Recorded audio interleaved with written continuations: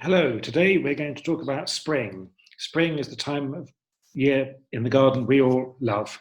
As winter ends, temperatures rise, we see so many different plant species flowering and performing over several months. However, gardens that are completely devoted to spring are rather few and far between.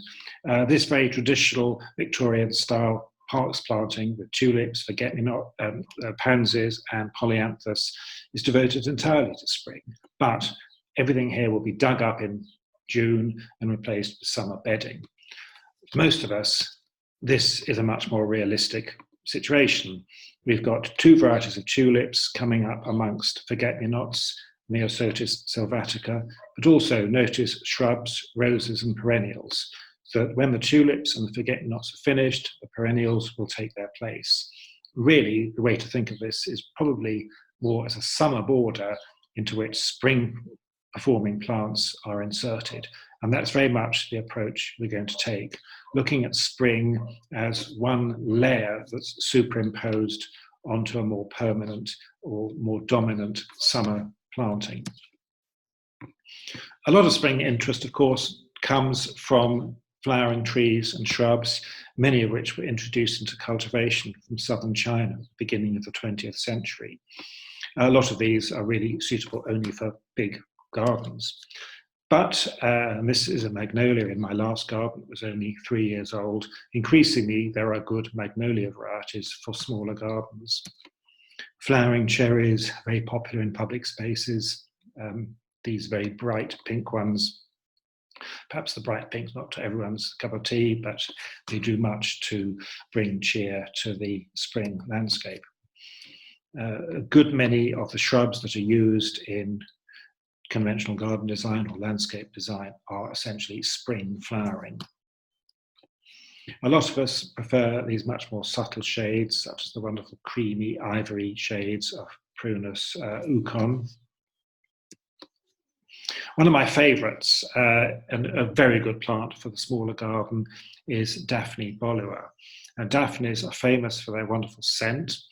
This one is not one of the hardiest, so it would be difficult perhaps in a cold area, but it's one of the few Daphnes that will produce new growth from the base, which means that if it does get cut back after a cold winter, it can resprout. Now, in my experience, this flowers for pretty much longer than any other spring flowering shrub, with these fantastically scented flowers over a good 3 months. So Daphne bholua, fairly upright growing, very good for a smaller or medium-sized garden. Most of the spring flowering shrubs we grow are very colourful, but then there are those like Corylopsis and Hammermelis, which are less colourful, but often have wonderful scents and are very good for very, very early in the season, and also very good for those very first bees and other pollinators that are coming out. Spring is essentially about rising temperatures and the reactions of different plant groups to those temperatures. Plants vary enormously in the lowest temperatures at which they will grow. So through spring, we tend to have a succession of species, starting off with those that are able to grow at the lowest temperatures. Now, if we look at the range of plants that we can use in spring, the vast majority are trees and shrubs, a few perennials, and lots of bulbs. Annuals and grasses and climbers, which are very important in the summer garden, are really almost insignificant. Now, I think a very useful way to think about spring is to think about cycles of growth, that bulbs and spring perennials make very early growth. They also tend to go into dormancy earlier, which means that just as the summer perennials are beginning to grow, they are beginning to die back. So as the summer perennials begin pulling nutrients and moisture out of the soil and becoming very competitive, our bulbs and spring perennials will be becoming less active, less demanding of water and nutrients as they go into dormancy. So the two can be fitted together very effectively. The blue and yellow circles here represent our spring flowers, the larger circles, summer perennials and grasses, which at this stage are mostly dormant. By the time they are in full growth, our spring bulbs and perennials will be beginning to die back. And so it's possible to shoehorn in these smaller spring flowering plants in amongst the summer performing ones without there being major issues of competition. Increasingly, designers are doing two plans, a main summer plan for perennials and a bulb plan for the spring. Woodland perennials, spring flowering perennials and bulbs are particularly useful for underplanting perennials. Here we've got a fern, Blechnum chilense, and a few shoots of the very vigorous and strongly spreading Euphorbia griffithii, which forms big solid clumps in the summer. However, it's now in early spring only just beginning to grow, and we've got Anemone nemorosa growing and flowering beneath it. And here we've got a Corydalis flowering beneath an iris. This will be in active growth for a few months, but by the end of May it will be dying back and the iris will be taking over. Very early, in the very end of winter, snowdrops are for many of us, the first signs of spring. And these snowdrops making a real show at the base of a hedge. In a few months, all of this will be completely covered by the vigorous growth of grasses and hedge-bottom wildflowers. The snowdrops, however, as you can see, are forming clumps, and snowdrops are amongst those bulbs that naturally spread vegetatively. So you will start off with one bulb, and next year you could have 2 or 3 or even 4, and the year after 6, 7, 8, and so on. So quite quickly you build up very strong clumps. Cyclamen don't do this, but they will very often seed, which takes a little bit longer, but it does mean that in light shade, Cyclamen coum can spread, form these wonderful colonies with flower colours, everything from magenta through to pure white. Small bulbs may take a while to reach flowering size when they grow from seed, but over the years those seeds can get themselves into all sorts of places where you couldn't possibly plant them, such as on rockeries, where they can make a very attractive site in the first few months of the gardening year. Helleborus, and these are some cut flowers in a bowl of water, increasingly popular for early spring interest, with flowers that give interest over a good month, 2 months even, and with attractive evergreen foliage for the rest of the year. Pulsatilla vulgaris, related to the anemones, rather underrated as early spring flowers, but very often these can be the first perennials to flower in a border. They do particularly well on dry, stony, alkaline soils. They don't like disturbance, they don't like being transplanted, so once they're planted, they must stay there. But these can be grown very successfully amongst perennials on drier situations. Daffodils, of course, make up the mainstay of many spring gardens. And there are many, many varieties of daffodils, and it's possible to have varieties that are in flower from January right through to the middle or even end of May. Amongst the best ones for early spring are the so-called cyclaminous types, which look like their petals are being blown back by the wind. They're early, they're very hardy, and they're relatively small. And that small size makes it easier for them to fit them in amongst perennials, because you don't have those great bunches of slightly untidy looking foliage dying back as you do with the traditional larger varieties. Grape hyacinth, muscari, these are also good clump formers. They'll also spread by seed. And I think that's probably what has happened here in this, the base of this pleached hedge. But very easy plants for a wonderful cheery blue colour. Euphorbia caraceus is a perennial that has a growth cycle which starts in autumn. So this is a Mediterranean plant. Now in the Mediterranean, the main growing season for plants is starting in the autumn, growing slowly through the winter and finishing in early summer, because plants can't grow in the hot, dry summers.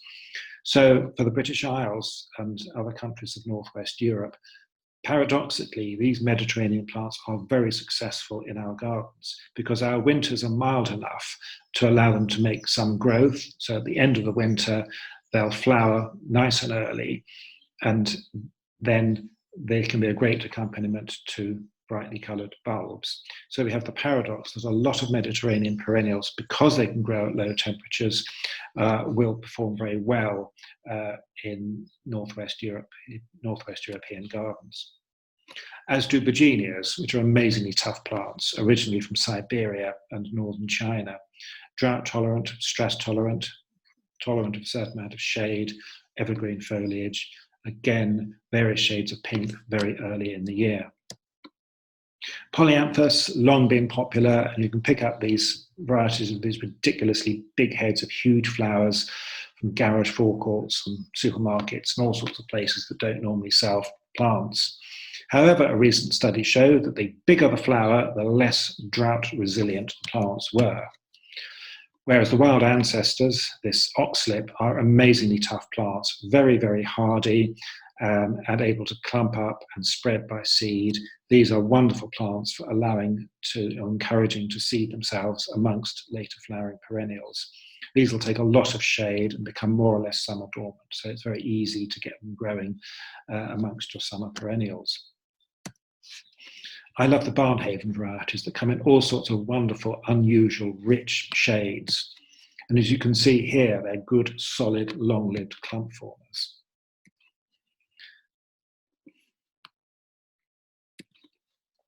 I particularly like the purple and mauve ones with lesser celandine, Ranunculus ficaria, which a lot of people regard as a weed because it spreads so strongly. But quite honestly, a little cheery yellow flower that completely dies back by the end of May hardly counts as a weed.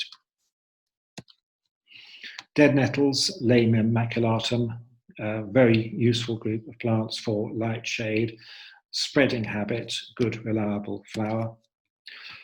Pulmonarias that come in pink or blue, or sometimes combinations of the two. Again, good plants for light shade, usually slowly spreading. Later on in spring, we've got a wider range of daffodils. This is a Tazetta type, where you've got multiple flowers on each head and a particularly wonderful scent. And again, not too big, so you don't have those great masses of foliage once they're finished flowering. Fritillaries, very showy, exceptional plants for late spring. And late spring, the bulb year really ends with the drumstick alliums, the ornamental garlics, which are relatively long-lived plants, although they don't clump up. And of course, they have these wonderful seed heads once they've finished flowering. And the very last daffodils are the so-called pheasant's eye type, white with this shallow, bright orange cup in the centre, usually quite big plants, quite good for damp spaces as well. And these almost pretty much the last plants of spring. The bulbs occupy a window of opportunity between the cold of winter and, in the case of woodland bulbs, the tree canopy of summer. So they're taking advantage of rising temperatures and good light, a month or two of opportunity where they grow, flower, seed really quickly, and then they become dormant. And this pattern is actually repeated with quite a lot of spring performing perennials as well. So scillas and bluebells, very useful for naturalizing in woodland. Other woodland plants, such as the lily of the valley, Convallaria majalis, famous for its wonderful scent, perform similarly, but they're much slower to establish than bulbs. They'll often take several years before they really settle down. Once they do, they'll very often form quite extensive mats. So bulbs and spring flowering perennials, so many of these are summer dormant, which is an important thing to remember. We talked about snowdrops naturalizing, forming clumps. This is the great thing about daffodils. You start off with one daffodil bulb, and in a few years, you'll have a good solid clump. These can be very, very long-lived, and the fact that they make very early growth means that they can be naturalized in grass. and smaller varieties such as tete-a-tete are great for naturalizing on rockeries or other areas amongst perennials. And in a few months, their dying foliage will be completely invisible beneath the ferns. Tulips, however, are different. Tulips are mostly from Central Asia, from a very harsh continental climate, where the plants exploit a window of opportunity between very cold winters and very hot, dry summers. Tulips naturally spread largely through seed rather than clumping up, so they are inherently less reliable plants for the garden. And although they're wonderfully useful for dotting colour into what would otherwise be rather dull scenes in spring, the vast majority of them cannot be relied on to flower again. But we do tend to underestimate perennial foliage. The bronzy purple colour of peonies in spring, for example, is a wonderful sight, and I think is a particularly good background for the intense blue flowers of grape hyacinths or pulmonarias. Heucheras are semi-evergreen, and they start into very early spring growth with often rather wonderful leaves. Geraniums will grow at low temperatures as well, and although most geraniums just form nice, fresh clumps of green foliage, there's a few, like Rassovianum, which have particularly distinguished-looking foliage. Bronze foliage can be very useful in spring as a contrast to all the green, and also I think looks rather nice with the yellow of daffodils. So Lysimachia firecracker, a very useful plant for filling in gaps between clumps of perennials. Or Ligularia desdemona. Silvery foliage of Mediterranean plants like Eryngium bourgatii can be very attractive in smaller spaces. Sanguisorbas, which flower in late July through to September, have wonderful foliage. So these can be very attractive clumps from March onwards. My favourite foliage plants for early spring are the globe artichokes, Cynara carbunculus. In fact, these start growing in the classic Mediterranean way in the autumn. So by January, they're often looking really good. And that silver is a fantastic backdrop for brightly coloured tulips.